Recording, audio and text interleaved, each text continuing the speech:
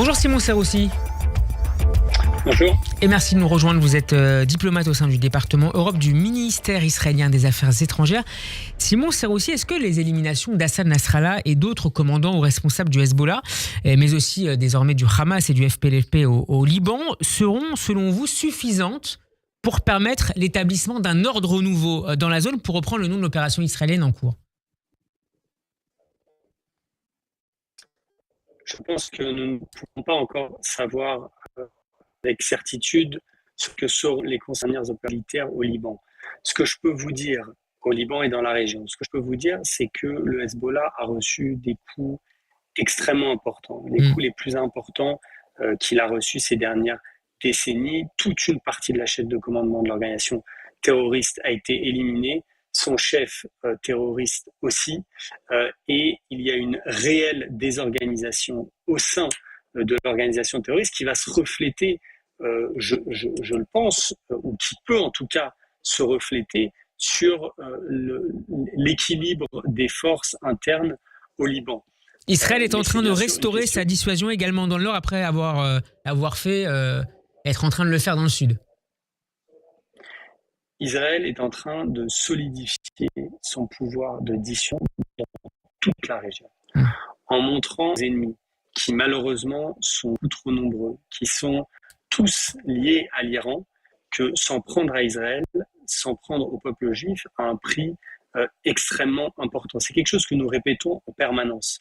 Mais avec les événements de ces derniers jours, cela prend un sens encore plus puissant, encore plus important, et qui est ressenti dans le Moyen-Orient.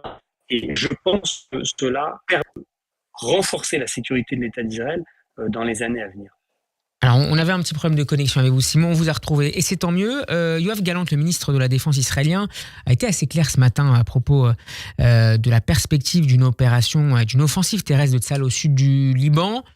Elle vous semble indispensable aujourd'hui ? Je ne vais pas rentrer dans des détails opérationnels à ce stade. Ce que je peux vous dire, c'est que Israël est déterminé à ramener les citoyens qui habitent dans le nord du pays dans leur maison. Israël est déterminé à repousser le Hezbollah au nord du Litanie selon la résolution 1701 de l'ONU qui le stipule de manière extrêmement claire. Et ceci de façon diplomatique. Simon, on a un petit problème de connexion. On va vous rappeler tout de suite depuis Israël pour poursuivre cette analyse de la situation. Je rappelle que vous êtes diplomate au sein du département Europe du ministère israélien des Affaires étrangères. On reviendra également avec vous sur la visite en cours du chef de la diplomatie française Jean-Noël Barrot au Liban. Et juste après, nous serons avec le rabbin David Choukroun Juvad à Rabbanim et Raphaël Amselem. Est-ce que Simon Serroussi est là? On me dit que non.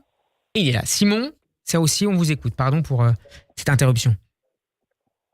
Oui, donc je disais que Israël est déterminé à ramener les citoyens qui habitent dans le nord du pays dans leur maison. C'est un des objectifs de cette guerre.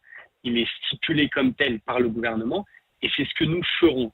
Et via, alors justement, Simon Serroussi, via le respect de cette résolution 1701 dont vous nous parliez juste avant l'interruption, résolution 1701 votée par le Conseil de sécurité de l'ONU en 2006, le Premier ministre libanais, Najib Mikati, tout à l'heure, a posé sur la table une proposition dont j'aimerais connaître à propos de laquelle j'aimerais connaître votre réaction, la mise en œuvre de cette résolution, et pour ce faire, déployer l'armée libanaise au sud du fleuve Litani, situé donc à environ une trentaine de kilomètres de la frontière qui sépare Israël du Liban. Ça pourrait convenir aux intérêts israéliens. Est-ce que vous feriez confiance aujourd'hui au gouvernement libanais et à son armée pour assurer ce retour au calme dans cette zone extrêmement troublée?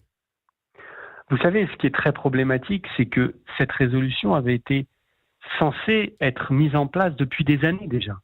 Et malheureusement, cela n'a pas été le cas. Donc, je ne rentrerai pas dans les détails d'une négociation maintenant à l'antenne. Ce que je peux vous dire, et c'est un message très important et très clair, et qui est le même depuis de nombreuses semaines, le Hezbollah doit se retirer du sud du Liban, doit retirer ses forces terroristes du sud du Liban et se retrancher au nord du fleuve Litanie, afin de pouvoir laisser les citoyens israéliens rentrer dans leur maison. Et cet objectif sera atteint soit par la force, soit par la diplomatie. Nous préférons bien entendu une solution diplomatique, et il y a de nombreux acteurs dans la région qui ont travaillé ces derniers mois. Notamment la France, Simon Serroussi, dont le ministre des Affaires étrangères, Jean-Noël Barrot, est aujourd'hui au Liban. Il a d'ailleurs rencontré tout à l'heure le Premier ministre Mikati. La France est en effet un acteur extrêmement important dans la région, et bien entendu aussi au Liban, où elle a un rôle historique. La France avait notamment joué un rôle, on s'en souvient, lors de l'accord entre Israël et le Liban sur la frontière maritime. C'est évident que les Français jouent un rôle depuis longtemps au Liban. Encore une fois, notre position est claire, notre position est simple. C'est le droit, le respect du droit international, le respect de la sécurité des citoyens israéliens afin qu'ils puissent vivre en tranquillité et en sécurité dans leur maison au nord du pays. Merci beaucoup Simon Serroussi d'avoir été avec nous en direct. Je rappelle que vous êtes diplomate au sein du département Europe du ministère israélien des Affaires étrangères. Bon après-midi et Shana Tova. Shana Tova, merci à vous.